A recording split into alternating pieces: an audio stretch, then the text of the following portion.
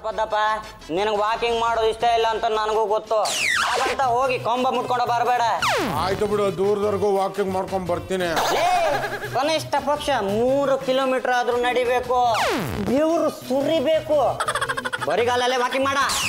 ಬರಿಗಾಲ ನಡ್ಕೊಂಡೋದ್ರೆ ಪಾದಕ್ಕೆ ಕಲ್ ಚುಚ್ಚೋದಿಲ್ವನ? ಚುಚ್ಚಬೇಕು. ಇದೊಂಥರ ಆಕ್ಯುಪ್ರೆಷರ್ ಟ್ರೀಟ್ಮೆಂಟ್ ಇದ್ದ ಹಾಗೆ. ಚುಚ್ಚಿ ಚುಚ್ಚಿ ಚುಚ್ಚಿ ನಿನ್ನ ಪಾದ ಗಟ್ಟಿಯಾಗಿ ನೀನು ಜಟ್ಟಿ ಆಗ್ತೀಯ. ನೀನು ಜಟ್ಟಿಯಾದ ಮಾರನೇ ದಿನನೇ ನಿನಗೆ ಮದುವೆ, ಅದ್ರ ಮಾರನೇ ದಿನನೇ ಹನಿಮೂನು. ಹಲೋ, ಪದ್ದಲಿಯಾಸ್ ಪದ್ಮನಾಭ. ಎಲ್ಲಿದ್ಯಾ? ಲೇ, ಆ ಪಾಂಡ್ರಂಗಂಗೆ ನನ್ನ ಕಾಲ್ ಮೇಲೆ ಕಣ್ ಬಿದ್ಬಿಟ್ಟಿದೆ ಕಣ. ನಾನು ವಾಕಿಂಗ್ ಮಾಡ್ಬೇಕಂತೆ, ಅದು ಬರೀ ಕಾಲಲ್ಲಿ. ಆ ದೋಸೆ ಹೋಟ್ಲವರೆಗೂ ನಡ್ಕೊಂಡು ಹೋಗ್ತೀನಿ ಕಣ. ಹಂಗೆ ಆ ಬಟ್ಟನ್ ಮಾತಾಡ್ಸ್ಕೊಂಡ್ ಬರ್ತೀನಿ. ಆಮೇಲೆ ನಾವಿಬ್ರು ಹೋಗ್ಬಿಟ್ಟು ಅಲ್ಲಿ ಬೆಣ್ಣೆ ಮಸಾಲೆ ತಿನ್ಕೊಂಡ್ಬಂದ್ಬಿಡೋಣ.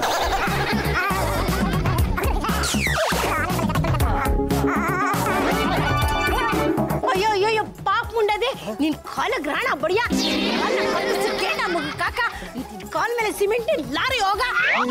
ಯಾಕೆ ಹಿಂಗ್ ಬೈತಿರೋದು? ಯಾಕ ನೋಡು, ನನ್ ರಂಗೋಲಿ ಎಲ್ಲ ಹಾಳಾಗೋಯ್ತು. ಕಣ್ ಕಾಣಕ್ಕಿಲ್ವಾ ನಿನ್ಗೆ? ರಂಗೋಲಿ ತಾನೆ, ಏನ್ ಮಾಡೋದು ಇವಾಗ? ರಂಗೋಲಿ ಅಡ್ಸೋಗೋದು, ಹಣೆ ಮೇಲೆ ಕುಂಕುಮ ಅಡ್ಸೋಗೋದು ಅಪ್ಶಕನ ಕಣೆ. 3 ವರ್ಷದಿಂದ ನನ್ ಮಗ ಗಿರೀಶನ್ಗೆ ಹೆಣ್ಣು ಹುಡುಕ್ತಾ ಇದೀವಿ, ಇನ್ನೂ ಸಿಕ್ಕಿಲ್ಲ. ನಿಂದು ದರಿದ್ರ ಪಾದ, ನಿನ್ ಕಾಲಿಟ್ ಕಡೆ ಗುರು ನಾಶನ ಆಗ್ಬಿಡುತ್ತೆ. ನಿನ್ ಕಚ್ಚಡ ಕಾಲ್ತ ನಮ್ಮ ಮುಂದೆ ಇಟ್ಟಿಯಲ್ಲ, ನನ್ ಮಗನ್ ಮದ್ವೆ ಆಗುತ್ತೋ ಇಲ್ವೋ. ಈ ಕೆಟ್ಟ ಶಕನಿಂದ ಆಚೆ ಬರೋದಕ್ಕೆ ಇನ್ನು ಎಷ್ಟು ದಿನ ಹಿಡಿತೋ ಏನೋ, ಅವ್ರಿಗೆ ಗೊತ್ತು. ನಿಜವಾಗ್ಲೂ ನನ್ ಪಾದ ಕೆಟ್ಟ ಪಾದ ಅಲ್ಲ. ಏಯ್ ಸಾಕ್ ಸುಮ್ನಿರೋ, ಬೇಕಾದಷ್ಟು ಜನ ಹೇಳಿದ್ದಾರೆ ನಿಂದು ದರಿದ್ರ ಪಾದವಂತೆ, ಐರನ್ ಲೆಗ್ ಅಂತೆ. ಕಾಲಿಟ್ ಕಡೆ ಹಾಳಾಗೋಗುತ್ತಂತೆ. ಊರಲ್ಲಿ ಮಳೆನೇ ಆಗಲ್ವಂತೆ. ಹೋಗ ಇಲ್ಲಿಂದ ದರಿದ್ರ ಪಾದವನೇ. ಇನ್ನೊಂದ್ಸಾರಿ ನಮ್ಮ ಮನೆ ಮುಂದೆ ಬಂದ್ಯೋ, ಕಾಲ್ ಮೇಲೆ ಸೈಜ್ಗಳು ಎತ್ತಾಕ್ಬಿಡ್ತೀನಿ. ಎಲ್ಲಾರ ಮನೆ ಮುಂದೆ ವಾಕಿಂಗ್ ಮಾಡಿದಾಗ ಹಿಂಗ್ ಬೈದ್ರೆ ನಾನು ಎಲ್ಲೋಗಿ ವಾಕಿಂಗ್ ಮಾಡ್ಲಿ? ಅಲ್ಲಿ ಊರಾಚೆ ಸ್ಮಶಾನ ಇದೆಯಲ್ಲ, ಅಲ್ಲೋಗ್ ಸಾಯಿ. ಆ ದೇವುಗಳೆಲ್ಲ ನಿನ್ ಕಂಪ್ನಿ ಕೊಡ್ತಾವೆ. ಹೋಗ ಹೋಗ ಇಲ್ಲಿಂದ. ಹೋಗ್ತಿಲ್ಲ ಗುಡ ಚೆಚ್ಚಾಕ್ಬಿಡ್ಲು. ಅಯ್ಯೋ, ನನ್ನ ಪಾದ ದರಿದ್ರದಂತೆ. ನಾನು ಎಲ್ಲಿ ಕಾಲಿಡ್ತೀನೋ ಅಲ್ಲಿ ಕೆಟ್ಟದಾಗುತ್ತಂತೆ. ಯಾವ ಅಯೋಗ್ಯ ರೀತಿ ಹೇಳಿದ್ದು? ಅಯೋಗ್ಯ ಅಲ್ಲ ಜಾಜಿ ಅವ್ರೆ, ಅಯೋಗ್ಯಿ. ಮೂಲೆ ಮನೆ ಸೌಭಾಗ್ಯಮ್ಮ ಇದಾರಲ್ಲ ಅವರು, ನಾನು ಅವ್ರ ಮನೆ ಮುಂದೆ ಓಡಾಡಿದಕ್ಕೆ ಅವ್ರಿಗೆ ಕೆಟ್ಟದಾಯ್ತಂತೆ. ಅದಕ್ಕೆ ಬಾಯಿಗೆ ಬಂದಾಗ ಬೈದ್ ಕಳ್ಸ್ಬಿಟ್ರು. ಹೊಡ್ಕಂಡೆ ನಿನಗೆ ಆ ರಸ್ತೆಗೆ ಹೋಗ್ಬೇಡ ಅಂತ. ಅದನ್ನ ಹೇಳಿದ್ಮೇಲೆ ಹೋಗಿದೆ ಅಂದ್ರೆ ಅನುಭವಿಸು. ಅದೊಂದೇ ರಸ್ತೆ ಅಲ್ಲ ಕಣ, ಸುತ್ತಮುತ್ತಲಿನ ಎಲ್ಲಾ ರಸ್ತೆನಲ್ಲೂ ಪುಕಾರ ಹೋಗ್ಬಿಟ್ಟಿದೆ ನನ್ನ ಕಾಲು ದರಿದ್ರದ್ದು ಅಂತ. ಅದು ಐರನ್ ಲೆಗ್ ಅಂತೋ. ಇದು 7 ಆಟದ ಶನಿಕಾಟ ಅಂತ. ಬೆನ್ನು ಹತ್ತಿ ಝಾಡಿಸ್ತಿರ್ಬೇಕಾದ್ರೆ ನಿನ್ನ ಪಾದಗಳು ಏನು ಮಾಡ್ತವೆ? ಇನ್ಮೇಲೆ ಹೊರಗಡೆ ಹೋಗ್ಬೇಕಾದ್ರೆ ಪಾದನ ಮನೆಗೆ ಇಟ್ಬಿಟ್ಟು ಹೋಗು. ಲೇ ಪದಪ್ಪ, ಈ ಶೂ ಹಾಕೊಂಡು ಹೋಗೋ, ನಿನ್ನ ಪಾದ ನೆಲಕ್ಕೆ ಟಚ್ ಆಗಲ್ಲ. ಪಾಂಡುರಂಗ, ಯಾವ ಮೂಲಲ್ಲಿತ್ತು ಈ ಶೂಸು? ಈ ಶೂಸ್ ಹಾಕೊಂಡ್ರೆ ಯಾವನ ನನಗೆ ಮರ್ಯಾದೆ ಕೊಡ್ತಾನೆ? ಶೂಸ್ ಅದು ಮುಂದೆ ಟಾಂಬರ್ ಹಾಕ್ತಾರಲ್ಲ, ಅವ್ರು ಹಾಕೊಳ್ಳೋ ಶೂಸ್ ಇದ್ದಂಗಿದೆ ಅದು. ಈ ಶೂವಿನ ಮಹತ್ವ ನಿಮ್ಗೆ ಗೊತ್ತೇನ್ರಿ? ನಮ್ಮ ಬೋಳ ತಲೆ ಅಪ್ಪ ಹಾಕ್ತಾ ಇದ್ರು, ನಮ್ಮ ತಾತ ಹಾಕ್ತಾ ಇದ್ರು. ಅಂತ ಶೂವಿಗೆ ಅವ ಹೇಳೋಣ ಮಾತಿರೇನ್ರಿ? ಲೋಪದ್ದಪ್ಪ ನೋಡು, ರಿಚ್ ಶೂ ಹಾಕೊಂಡು ಹೋದ್ರೆ ಎಲ್ರ ಕಣ್ಣು ನಿನ್ನ ಪಾದದ ಮೇಲೆ ಬೀಳುತ್ತೆ, ನಿನ್ನ ಮುಖದ ಮೇಲೆ ಬೀಳುತ್ತೆ. ಈ ಶೂ ಹಾಕೊಂಡು ಹೋಗೋ, ನಿನ್ನ ಪಾದ ಹೋಗ್ಲಿ, ನಿನ್ನ ಮುಖನೇ ನೋಡಲ್ಲ. ನಾಳೆಯಿಂದ ಈ ಶೂ ಹಾಕೊಂಡು ಹೋಗಬೇಕು, ಇಲ್ಲ ಅಂದ್ರೆ ಊಟ ಕಟ್ಟು. Paddu, are you going for walk? ನೀವು ನನ್ನ ಜೊತೆ ವಾಕಿಂಗ್ ಬರ್ತೀರಾ? ನೋ, ನಾನ್ ಹಾಗೆಲ್ಲ ವಾಕಿಂಗ್ ಹೋಗೋಕ್ಕಾಗಲ್ಲ. ನನ್ನಂತ VIP ರಸ್ತೆಗೆ ಹೋಗ್ಲೇಬಾರ್ದು. ಇನ್ ಕೇಸ್ ನನಗೆ ವಾಕಿಂಗ್ ಹೋಗ್ಲೇಬೇಕು ಅಂತ ಅನ್ಸಿದ್ರೆ ಸ್ಕೂಟ್ರಲ್ಲಿ ಹೋಗ್ತೀನಿ, ಇಲ್ಲ ಅಂದ್ರೆ ಕಾರ್ನಲ್ಲಿ ಹೋಗ್ತೀನಿ. ನೀವು ಮೋರಿ ಕ್ಲೀನ್ ಮಾಡೋದಕ್ಕೆ ಯಾವತ್ತು ಕಾರಲ್ಲಿ ಹೋಗ್ಲೇ ಇಲ್ವಲ್ಲ? Don't talk rubbish. ಸೆಲ್ಫ್ ಸರ್ವಿಸೇ ಬೇರೆ, ಸೋಷಿಯಲ್ ಸರ್ವಿಸೇ ಬೇರೆ. ಅಂಡರ್ಸ್ಟ್ಯಾಂಡ್? You better understand. ವಿಟ್ಲಾ ಹೇಗೋ? ಸೂಪರ್ ಕಣ. ನಿನ್ನ ಪಾದ ದರಿದ್ರ ಪಾದ ಅಲ್ಲ ಕಣ. ಒಂದು ಪಕ್ಷ ನಿನ್ನ ಪಾದ ದರಿದ್ರ ಪಾದ ಆಗಿದ್ರು ಯಾವನಿಗೂ ಕಾಣೋದಿಲ್ಲ. ಧೈರ್ಯವಾಗಿ ಸೌಭಾಗ್ಯ ಅವ್ರ ಮನೆ ಮುಂದೆ ಹೋಗೋ, ಓಡಾಡೋ, ಅದೇನಾಗುತ್ತೆ ಅಂತ ಬಂದು ನನಗೆ ಹೇಳು.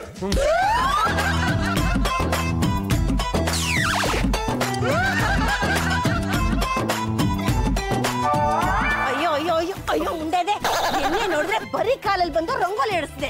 ಇವತ್ತು ನೋಡಿದ್ರೆ ದರಿದ್ರ ಕಾಲ್ಗೆ ಶೂ ಹಾಕೊಂಡ್ಬಂದು ರಂಗೋಲಿ ಎಡಿಸ್ತಾ ಇದ್ಯಾ? ಬಿಚ್ಚ ಶೂನ.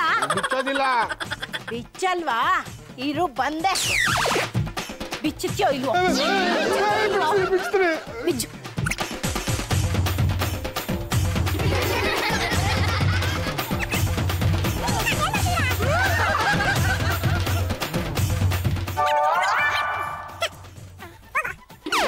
ಏನಾದ್ರು ಬಿಚ್ಚಿದ್ಯೋ ಎಗ್ರು ಸೆದೆ ಗೊತ್ತು ಬಿಡ್ತೀನಿ.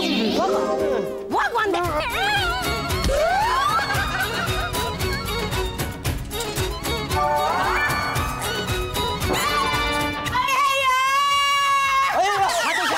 ಏನಾಯ್ತು ಏನಾಯ್ತು ಏನಾಯ್ತು? ನೋಡಿ ರಾಮ, ನನ್ನಿಂದ ಇದನ್ನ ನೋಡೋದಕ್ಕಾಗೋದಿಲ್ಲ.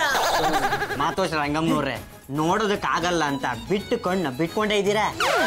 ಬಿಟ್ಕೊಂಡಿದ್ದೀನಿ, ಆದರೆ ಅದಕ್ಕೆ ದೃಷ್ಟಿ ಬೀಳಿಲ್ಲ. ಏನಪ್ಪ ನಿಮ್ಮ ಆಪ್ತ ಮಿತ್ರನಿಗೆ ಏನಾಗಿದೆ ಅಂತೀನಿ? ಬಂದಿದೆ ಅಂತೀನಿ. ಜಾಜಿ ಅವ್ರೆ, ನಾನು ತಲೆ ಎತ್ಕೊಂಡು ತಿರ್ಗಾಡಕ್ ಆಗತ್ತೇನ್ರಿ? ಅಭಿ ನಿಮ್ದೇನೋ ವಾಸಿ, ನನ್ ಕತೆ ಏನು ಅಂತ ಯೋಚನೆ ಮಾಡಿ. ಸಮಾಜ ಸೇವಕಿ, ಮಹಿಳಾ ಸಂಘದ ನಾಯಕಿ, ಪದ್ದು ಹೀಗ ಮೆರವಣಿಗೆ ಮಾಡೋದು?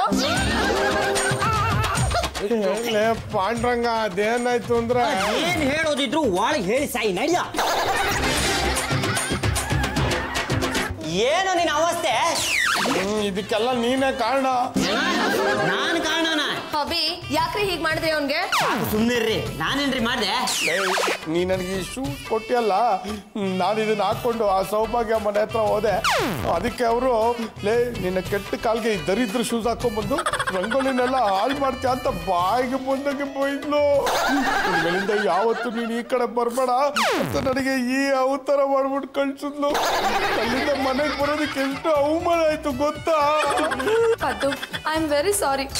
ಪೀಡೆ ಕಳೀತು ಅಂತ ಹೋಗಿ ಸ್ನಾನ ಮಾಡೋ. ಆದ್ರೆ ಈ ದರಿದ್ರ ಪೀಡೆ ವಾಕಿಂಗ್ ಹೋಗ್ಲೇಬೇಕಲ್ಲ. ಎಲ್ಲಿಗೆ ಅಂತ ವಾಕಿಂಗ್ ಹೋಗ್ಲೋ?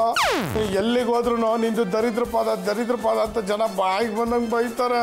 ಅಭಿ, ಪದ್ದು ಪಾದಕ್ಕೆ ಎಲ್ರು ಕೆಟ್ಟದಾಗ ಕಮೆಂಟ್ ಮಾಡ್ತಿದ್ದಾರೆ. ಹೇಗಾದ್ರೂ ಮಾಡಿ ಪದ್ದು ಪಾದಕ್ಕೆ ಫುಲ್ ಡಿಮ್ಯಾಂಡ್ ಬರ್ಬೇಕು. ಆ ರೀತಿ ಏನಾದ್ರೂ ಕ್ರಿಯೇಟ್ ಮಾಡಿ. ನಾನ್ ಹೇಗೆ ಕ್ರಿಯೇಟ್ ಮಾಡ್ಲಿ? ಹಾ ಬಿಡಿ ಯಾರ್, ನಾನ್ ಹೇಳಿದ್ರು ಕ್ರಿಯೇಟ್ ಮಾಡಲ್ವಾ?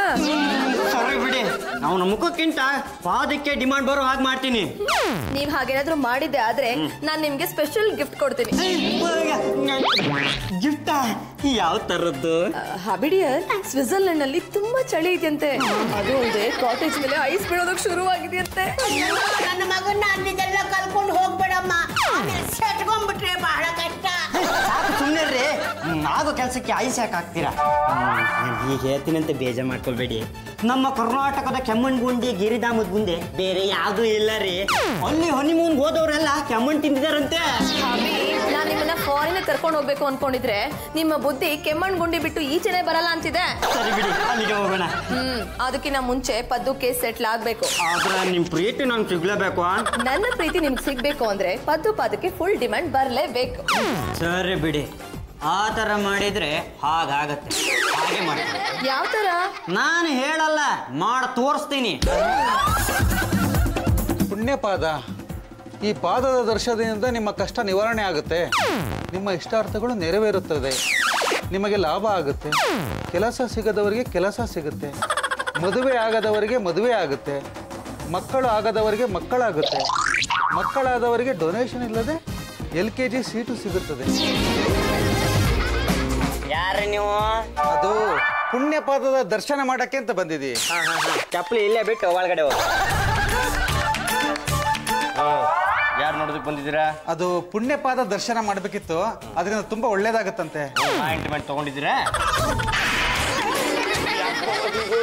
ಅದು ಆಯಿಂಟ್ಮೆಂಟ್ ಅಲ್ಲ, ಅಪಾಯಿಂಟ್ಮೆಂಟ್. ನೋಡಿ, 10 ಅಡಿ ದೂರದಲ್ಲಿ ಪಾದನ ನೋಡೋದಾದ್ರೆ 100 ರೂಪಾಯಿ ಆಗುತ್ತೆ. ಮುಟ್ಟೋದಾಗ್ಲಿ ಮೂಸೋದಾಗ್ಲಿ ಮಾಡೋದಾದ್ರೆ 500 ರೂಪಾಯಿ ಆಗುತ್ತೆ. ಈಗ 10 ಅಡಿ ದೂರದಿಂದ ಪಾದ ನೋಡೋದ್ರಿಂದ ಏನ್ ಲಾಭ ಸಿಗುತ್ತೆ? ಪಾದ ಮುಟ್ಟೋದ್ರಿಂದ ಏನ್ ಲಾಭ ಸಿಗುತ್ತೆ? ನೋಡಿ, ನೀವು ಕೇವಲ ದರ್ಶನ ಮಾಡೋದಾದ್ರೆ ನಿಮ್ಗೆ 20% ಒಳ್ಳೇದಾಗತ್ತೆ. ನೀವು ಮುಟ್ಟಿ ದರ್ಶನ ತಗೊಳ್ಳೋದಾದ್ರೆ ನಿಮ್ಗೆ 100ಕ್ಕೆ 100 ಒಳ್ಳೇದಾಗತ್ತೆ. ಈಗ ಹೇಳಿ ಯಾವ ತಗೊಳ್ತೀರಾ ಅಂತ. ಆಯ್ತು, ಪಾದ ಮುಟ್ಟಿ ದರ್ಶನ ಮಾಡ್ತೀನಿ. ಹಾಗಾದ್ರೆ 500 ರೂಪಾಯಿ ಹಾಕಿ. ಅಯ್ಯ, ಇಂಥ ದುಡ್ಡನ್ನ ನಾನು ಎಡಗೈಯಲ್ಲೂ ಮುಟ್ಟಲ್ಲ. ದೊಡ್ಡಕ್ಕೆ ಹಾಕ್ಬಿಟ್ಟು ಹೋಗಿ.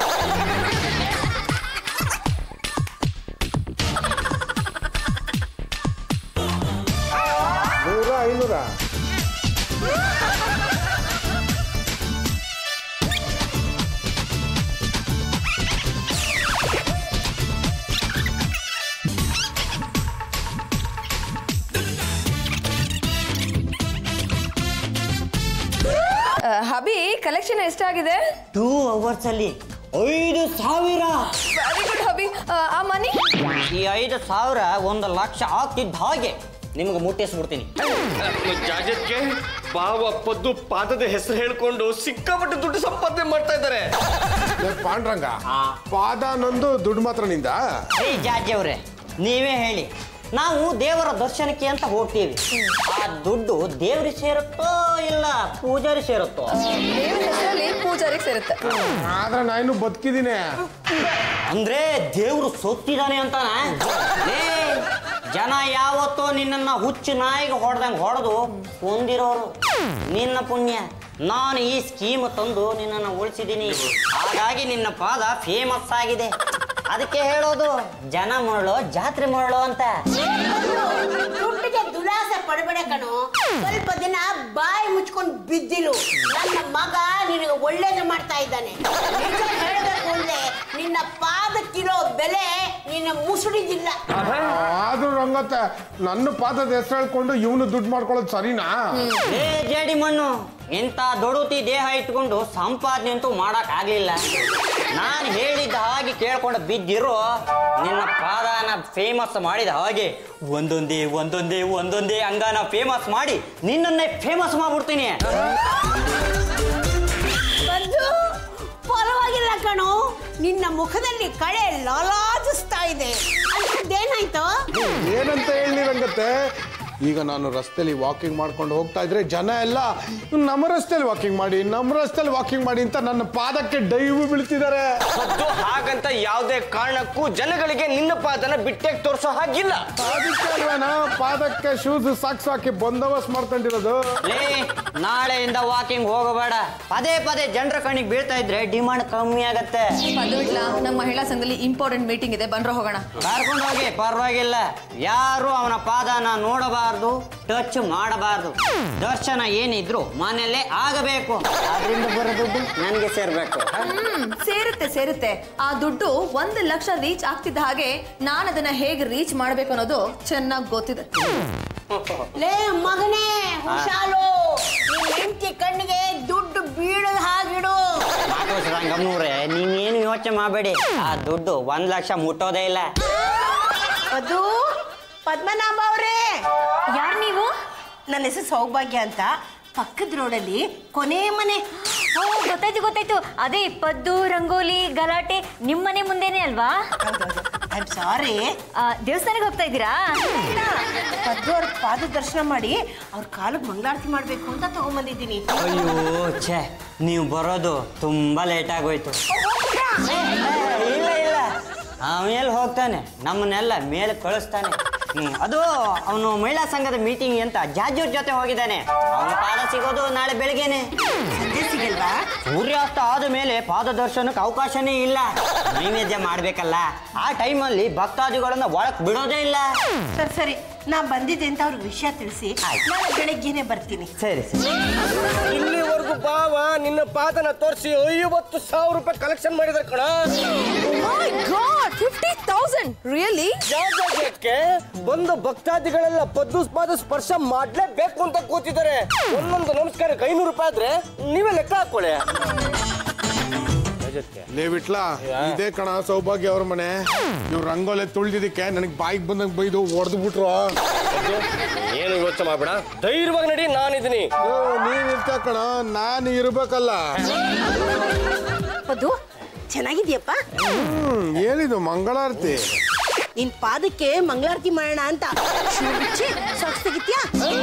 ಸೌಭಾಗ್ಯ ಅವ್ರೆ, ನನ್ನ ಪಾದದ ಬಗ್ಗೆ ಕೇವಲವಾಗಿ ಮಾತಾಡಿದವ್ರು ನೀವು. ಈಗ ಪಾದ ದರ್ಶನ ಮಾಡಕ್ ಬಂದ್ಬಿಟ್ಟಿದ್ದೀರಲ್ಲ, ನಿಮ್ ಜನ್ಮಕ್ಕೆ ಅದು ಇದು ಏನು ಆಗೋದಿಲ್ವೇ? ಜಾಜಿ, ನೀನಾರು ಒಂದ್ ಮಾತು ಹೇಳ್ಬಾರ್ದಾ?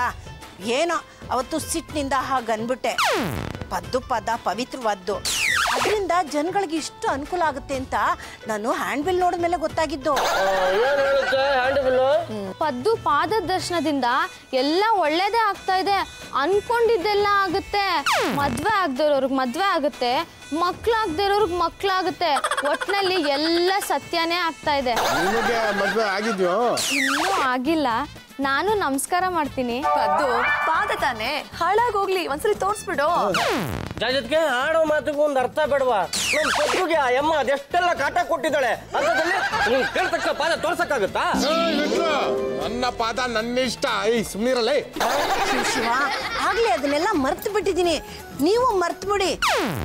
ನಾನು ಪದ್ದು ಪಾದ ನೋಡ್ಲೇಬೇಕು, ಅದಕ್ಕೆ ಮಂಗಳಾರತಿ ಮಾಡ್ಲೇಬೇಕು ಅಲ್ವಾ ಮಗಳೇ? ಹೌದು, ನಿಮ್ಮಲ್ಲಿ ಈ ಬದಲಾವಣೆ ಕಾರಣ ಏನು? ನನ್ನ ಮಗನಿಗೆ ಒಂದು ಹೆಣ್ಣು ಸಿಕ್ಕಿ ಮದುವೆ ಸೆಟ್ ಆಗ್ಲಿ ಅಂತ 21 ದಿನ ಪೂಜೆ ಮಾಡ್ತಿದ್ದೆ. ಆ ಸಮಯಕ್ಕೆ ನಾನು ಹಾಕಿದ ರಂಗೋನೆಲ್ಲ ನೀನ್ ತುಳಿದು ಹಾಳು ಮಾಡ್ತಿದ್ದೆ. ಅಕ್ಷಕ್ನಾಗೋಯ್ತು ಅಂತ ನಾನು ಬೈತಿದ್ದೆ. ಆದ್ರೆ ಆಮೇಲೆ ಗೊತ್ತಾಯ್ತು ನೀನ್ ಕಾಲಿಟ್ಟಿದ್ದಕ್ಕೆ ನನ್ನ ಮಗನ ಮದುವೆ ಸೆಟ್ ಆಗಿದ್ದು ಅಂತ. ಹ್ಞೂ, ನಮ್ಮ ಪುರೋಹಿತರೆ ಹೇಳಿದ್ರು, ನಿಮ್ಮ ಮನೆ ಮುಂದೆ ಯಾರೋ ಭಕ್ತನೋ ಋಷಿ ಪುಂಗವನೋ ಓಡಾಡಿರ್ಬೇಕು.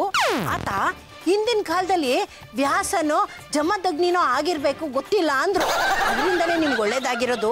ನಿಮ್ಮ ಮನೆ ಮುಂದೆ ಪಾದ ಸ್ಪರ್ಶ ಮಾಡಿರೋ ವ್ಯಕ್ತಿಗೆ ನೀವು ಅಭಾರಿ ಆಗಿರ್ಬೇಕು ಅಂತ ಹೇಳಿದ್ರು. ಆಯ್ತಾಯ್ತು, ಪದ್ದು ಪಾದ ಪೂಜೆ ಮಾಡಿದ್ಮೇಲೆ ತಾನೇ ಅದ್ರ ಎಫೆಕ್ಟ್ ಆಗೋದು. ನೀವೇನು ತಿಳ್ಕೊಳ್ಳಿಲ್ಲ ಅಂದ್ರೆ ನಾನೊಂದು ಸತ್ಯ ಹೇಳ್ಬಿಡ್ತೀನಿ. ಬೇಗ ಹೇಳಿ. ಹೋದ್ವಾರ ಪಾದ ಪೂಜೆಗೆ ಅಂತ ಎಷ್ಟೊಂದು ಜನ ಬಂದಿದ್ರಲ್ಲ, ಆ ಗುಂಪಲ್ಲಿ ನಾನು ಇದ್ದೆ. ಏನ್ ಹೇಳ್ತಿದ್ದೀರಾ ನೀವು? ನಾನು ಹೇಳೋದೇನು ಅಲ್ಲಿ ನೋಡಿ.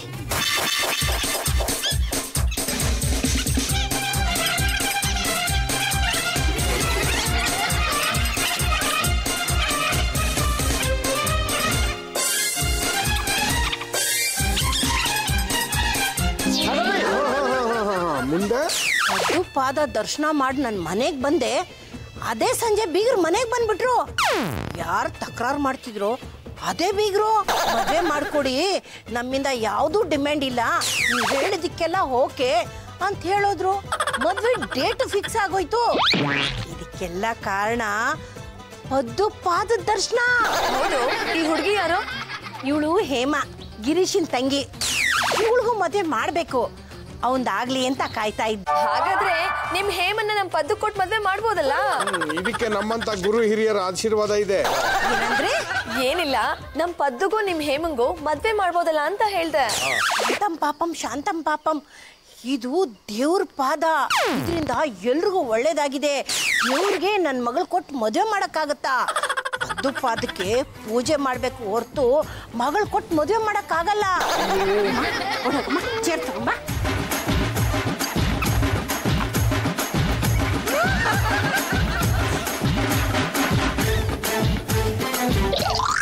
ಬಿಟ್ಲ ಪಾದಕ್ಕೆ ಪವರ್ ಬರೋದ್ರಿಂದ ಇಷ್ಟೆಲ್ಲ ತೊಂದರೆ ಆಗುತ್ತೆ ಅಂತ ನನಗೆ ಗೊತ್ತಿರ್ಲಿಲ್ಲ ಕಣ. ಏನು ಮಾಡಕ್ಕಾಗಲ್ಲ ಕಣಪ್ಪದ್ದು. ಎಲ್ಲ ನಿನ್ ಹಣೆ ಬರ. ನೀವಾದ್ರೂ ಒಂದು ಮಾತು ಹೇಳ್ಬಾರ್ದ? ನೋಡಿ ಸೌಭಾಗ್ಯ ಅವ್ರೆ, ನಿಮ್ ಹೇಮನ್ನ ನಮ್ ಪದ್ದಕ್ ತಂದ್ಕೋಬೇಕು ಅಂತ ನಾವ್ ಡಿಸೈಡ್ ಮಾಡಿದ್ದಾಗಿದೆ. ನೀವಾಗ ನೀವೇ ಮದ್ವೆ ಮಾಡಿದ್ರೆ ಸರಿ, ಇಲ್ಲ ಅಂದ್ರೆ ನಾವ್ ಅದಕ್ ಬೇರೆ ದಾರಿನ ಹುಡುಕ್ಬೇಕಾಗತ್ತೆ. ಜಾಜಿ ಈ ರೀತಿ ನಾವು ಮಾಡೋದು ಅವಳ ಆಸೆ ನೆರವೇರಲಿಲ್ಲ ಅಂತ ನಮ್ಗೆ ಇಷ್ಟೆಲ್ಲ ತೊಂದರೆ ಕೊಡೋದಾ? ಸೌಭಾಗ್ಯ ಅವರು ಚೆನ್ನಾಗಿದ್ದೀರಾ? ನಿಮ್ಮ ಮಗನಿಗೆ ಮದುವೆ ಸೆಟ್ ಆಯ್ತು ಅಂತೆ. ಎಲ್ಲ ಪದ್ದು ಪಾದದ ಮಹಿಮೆ. ನಮ್ಮ ಮನೇಲಿ ಆಗ್ಬಾರ್ದು ಆಗ್ತಾ ಇದೆ. ಅಂತದೇನಾಯ್ತು? ನನ್ನ ಮಗಳಿಗೆ ಒಂದು ಗಂಡು ನೋಡಿದೆ. ಅವಳು ಬೆಳಗ್ಗೆಯಿಂದ ಪತ್ತೆ ಇಲ್ಲ. ಯಾರೋ ಕಿಡ್ನಾಪ್ ಮಾಡ್ಬಿಟ್ಟಿದ್ದಾರೆ. ಅಯ್ಯೋ ಪಾಪ, ಹೀಗಾಗ್ಬಾರ್ದಿತ್ತು.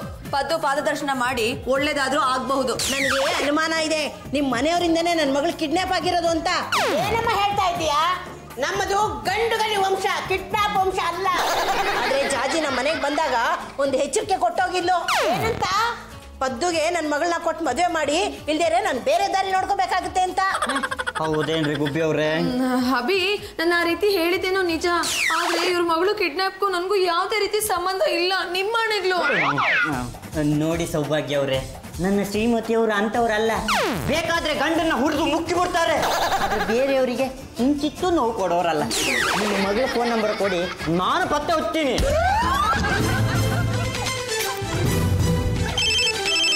ಹಲೋ, ಯಾರು? ಅದೇ ಪದ್ದು ಪಾದ ದರ್ಶನ. ಆ ಮನೆ ಯಜಮಾನ ಪಾಂಡುರಂಗ ಗಂಡುಗಲಿ. ಹೌದು, ನೀ ಎಲ್ಲಿದೀಯಾ? ಅದು ನಾನು ನನ್ನ ಫ್ರೆಂಡ್ ಜೊತೆ ಇದ್ದೀನಿ. ಬೇಡಮ್ಮ, ನೀನು ಬಾಯ್ ಫ್ರೆಂಡ್ ಜೊತೆ ಇದೀಯಾ, ಅವನ್ನೇ ಲವ್ ಮಾಡ್ತಾ ಇದೀಯಾ, ಮನೆ ಬಿಟ್ಟು ಹೋಗಿದ್ದೀಯಾ. ನನಗೆಲ್ಲ ಗೊತ್ತು. ನಿನಗೆ ಸಹಾಯ ಮಾಡಬೇಕು ಅಂತಾನೆ ನಾನು ಫೋನ್ ಮಾಡಿದ್ದು. ಅಂಕಲ್, ನೀವು ನಮಗೆ ಸಹಾಯ ಮಾಡ್ತೀರಾ? ಈಗಿನ ಕಾಲದ ಮಕ್ಕಳು ಯಾರನ್ನ ಇಷ್ಟಪಡ್ತಾರೋ ಅವರಿಗೆ ಕೊಟ್ಟು ಮದುವೆ ಮಾಡಬೇಕು. ಬಲವಂತವಾಗಿ ಯಾರ ಮೇಲೂ ಒತ್ತಾಯ ಹೇರೋಕ್ ಹೋಗಬಾರ್ದು. ಅಂಕಲ್, ನೀವು ತುಂಬಾ ಒಳ್ಳೆಯವರು. ನಾನು ನನ್ನ ಬಾಯ್ ಫ್ರೆಂಡ್ ಜೊತೆ ಮನೆ ಬಿಟ್ಟು ಬಂದ್ಬಿಟ್ಟಿದ್ದೀನಿ. ಏನ್ ಮಾಡ್ಬೇಕು ಅಂತ ಗೊತ್ತಾಗ್ತಾನೆ ಇಲ್ಲ. ಸತ್ತೋಗಿದ್ದೀನಮ್ಮ ನಿನ್ ಪಾಲಿಗೆ. ನಮ್ಮ ಜಾಜಿ ಅವ್ರು ನೀನು ಕಾಂಜಿ ಪಿಂಜಿ ಅನ್ಕೊಂಡಿದೀಯ?